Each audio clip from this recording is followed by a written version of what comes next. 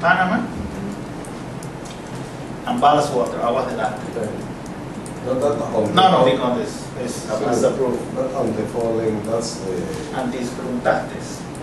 For boats, right? For what? For vessels? Yeah, for vessels. Yeah, just prevent prevent that organism se peguen en el Not casco. attached to the vessel, yeah. But that's only after the vessel comes out dry dock. When it's on dry dock, then they use on the following, right?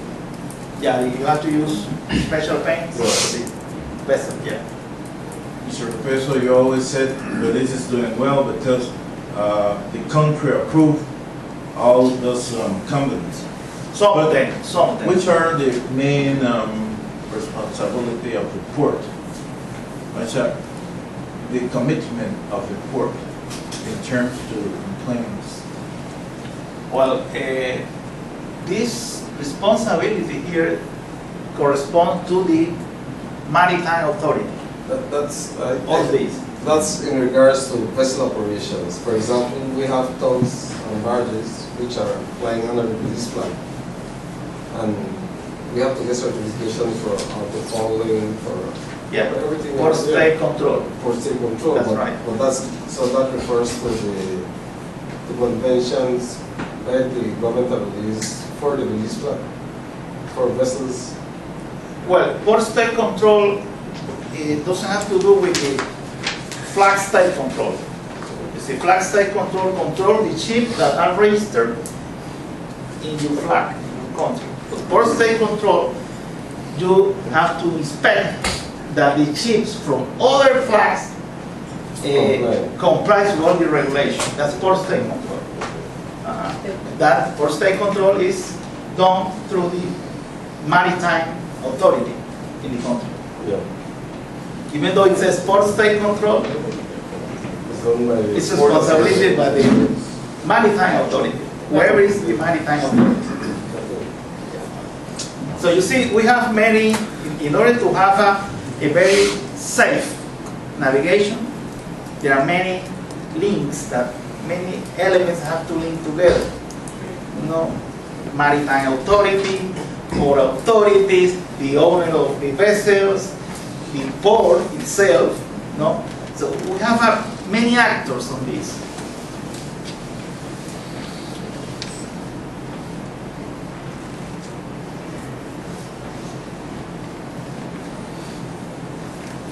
Well, in ports, even though we have to promote the development of a master port plan, you know, that's a medium objective we have.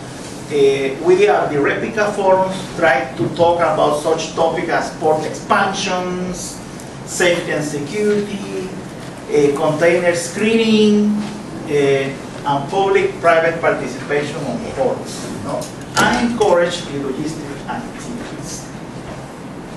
You see, right now the port is not an entity by itself.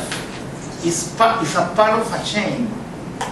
A supply chain, you know, between the producer and the final buyer, consumer, at the end of the chain supply chain.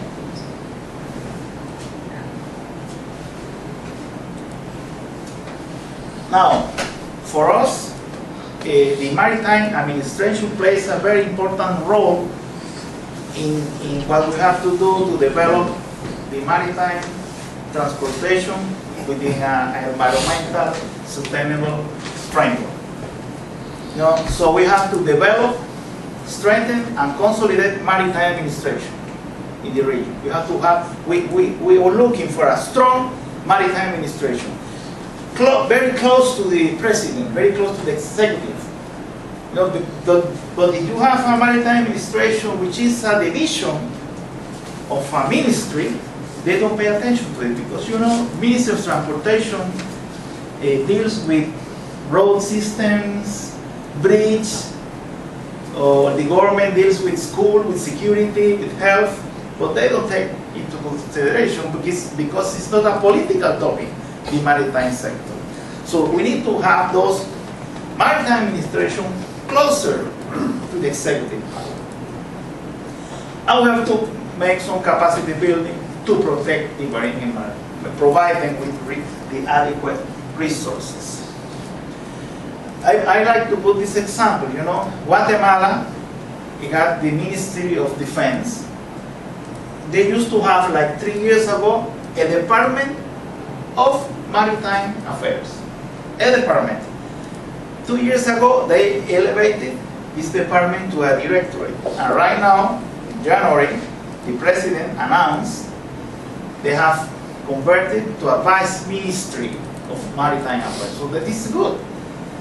What we are looking for on the long run is to have an autonomous maritime authority, independent of political turmoil.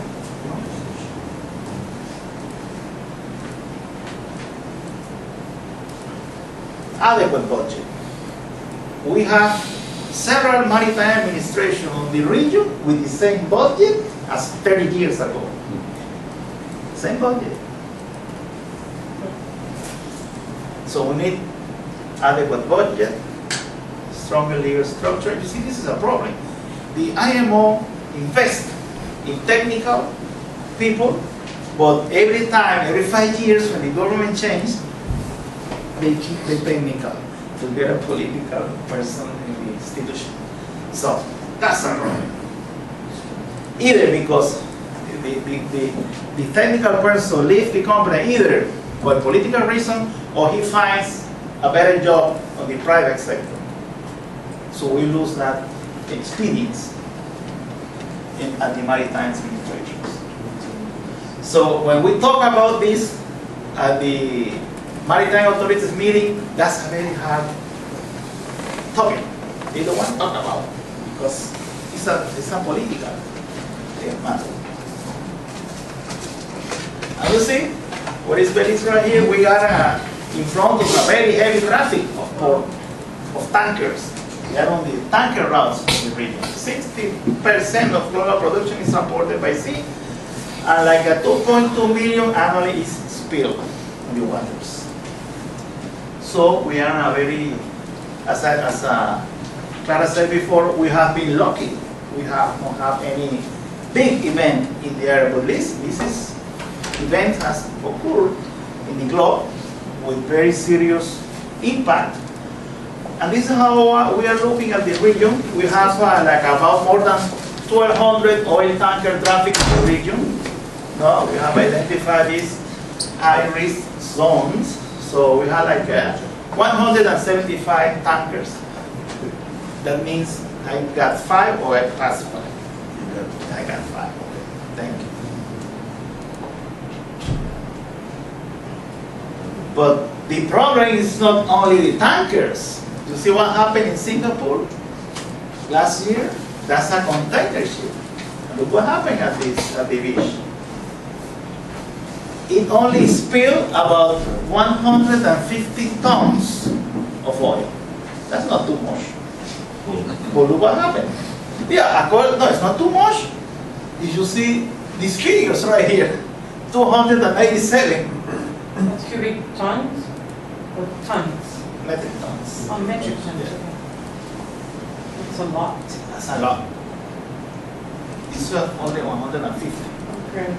So the problem is not only the tanker, all vessels, container ship, cruise ships. Other cruise ship in Italy that has been spilled? Not yet. It's not spilled yet, but it might. So it not all depends on the volume it spill. It's where it's going to go. The spills at the coast. That's the problem. That's why we need to have what?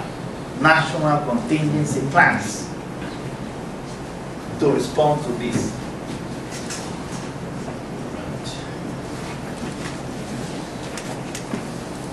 Well, we already talked about this.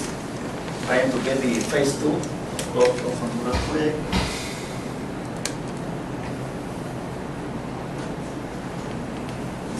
I talk about this. Yeah, elaboration of map. We're going to have the OPRC seminar next year in Central America in order to promote the ratification of this convention. And this is a list of activities we need, at least it needs to be done, but we need to get funding for this. Example, Nicaragua, $64,000, Guatemala, $100,000. So that's a challenge for these very individual activities of each country. I also have a regional action plan, no, that it needs to be done. Right here, a common maritime policy in order to deal with those international agreement on commerce, trade. And well, we need to have the strategy approved by the summit presidents, conclude the action plan, which is the final stage of elaboration, promote and execute the action plan, funding. There is no way to do anything without money. And we're looking forward to have the budget of Fugatran raised, because we also had the same budget as 20 years ago. So that's all I have to say right now. Thank you very much for your attention. Could you go over the OPRC convention and everything? The OPRC, what is that about again? Okay, OPRC, Ocean Pollution Cooperation, Regional What Cooperation. is it? I'll speak with The OPRC deals with the, you see, when you have a tier 3 spill, there is no each country does not have the capability or the resources to respond to a tier 3 spill. That country is supposed to have the help of neighboring countries or other countries. But if you're trying to get that help into the country, equipment, technical, you need to have some agreement with those countries so that customs doesn't stop the introduction of equipment in your country. You have to expedite introduction of people, equipment, and all kinds of resources. So you need to have a cooperation agreement between all of those institutions. All of this is part of the national contingency plans. Also,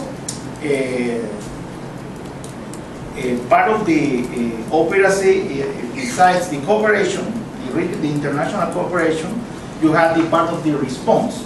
You have to be prepared. You have to have an agency, a leader agency on the country, which have to deal with the administration or the management of that response to that spill. You have to provide some very basic equipment to respond in the first hours of the spill, because you see, when you have a spill, there are many elements that comes into effect. You gotta know what kind of fuel is spilled. You gotta know the volume. You gotta know the current. Where is it flowing? You have to predict where that spill is going to go. No, and that's why we need the sensitivity map, because there are formulas to predict more or less where the spill is going to go. So you can prepare ahead of time. You know, you have all the information. No, sometimes in the strategy, the first hours of the incident, you only have to look on the first hours. After that analysis, then you can make a response. You know, and there are more than 7 response strategies that has to be outlined in the national contingency plan according to the area that you are expecting that spill is going to go.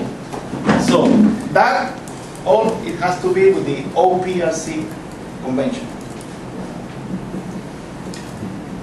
Any other questions? I understand that you're dealing with the port environment and so on, but in spill, as you're probably aware, Belize is probably going to offshore drilling. What collaboration, what do you discuss with government concerning articles there? Well, that's the same thing in Nicaragua. You know, in Nicaragua, they are going to explode offshore drilling. Most of the, all of the convention does not apply to the offshore drilling legally, but the experiences are the same. So, and the drilling is not licensed by the maritime authorities, I believe. It's licensed by the state through the energy secretary or ministry, I believe. So what it needs to be done is that probably you see in the national contingency plan you provide the creation of a special committee to respond to a spill. So you can use the same sample and widen the national contingency plan to the oil, the offshore oil. Yeah, that's what I will do. But then you have to take into consideration a new actor, the Ministry of Energy. You have a Secretary of Energy here? Natural resources. Natural resources, okay. Well, anyway, natural resources is going to be a plan, a part of the national contingency plan. So, in that, now, Belize doesn't have a national contingency plan yet, I believe. So, if you are projecting doing that in that national contingency plan, it won't do any harm to include already the response to an offshore drilling, of course. The same experiences apply, almost the same, because it's going to be crude oil, which is a very persistent, just like bunker. But we need the plan first. Yeah, we need to make a national contingency plan. Even though you are not ratified OPRC, you can go ahead and prepare the initiative preparation of the national contingency plan. But you have to keep in mind that you need to ratify the OPRC. And once we get all national contingency plans elaborated, it's obvious that Belize is going to be part of the regional contingency plan. So we need to Belize also to elaborate the national contingency plan also. The Gulf of Honduras project is planning to update or develop those contingency plans which are not finished yet. We are now in the process of finalize the agreement with international firm, which is called Alatec Valencia Port. They're going to be around pretty soon, and they might be working with you, the different authorities, port authorities and port administrations, and also with regional agencies which are devoted to that kind of missions. And you have an advantage, but this has an advantage compared to Guatemala and Honduras, because those countries have coast In both lines. in both Oceans. shores, you know, and then they need to do the contingency plan in the other, in the Pacific, but you don't have coast in the Pacific. So what the project, Gulf of Honduras project do, that's going to be your national contingency plan. So that'll be good. And also, You're looking for that. besides the national contingency plans, the consultancy involves a tier 3 exercise, a regional one. So, but the main challenge is that coordination that has to be in place among the 3 countries. So, we'll see what happens. Okay, thank you, Thank you. Mr. Lopez, for that interesting presentation. So we have a delay on the time. We invite Mr. Munoz or Mr. Carrillo to tell us about the arrangement you have for lunch. For lunch? But I had arranged for the bus to take us to the restaurant, Latin Corner. Latin Corner. I had arranged it for, I guess, 1 o'clock. And Mr. Carrillo, we have we have talked with this lady from Latin Corner for 30 meals.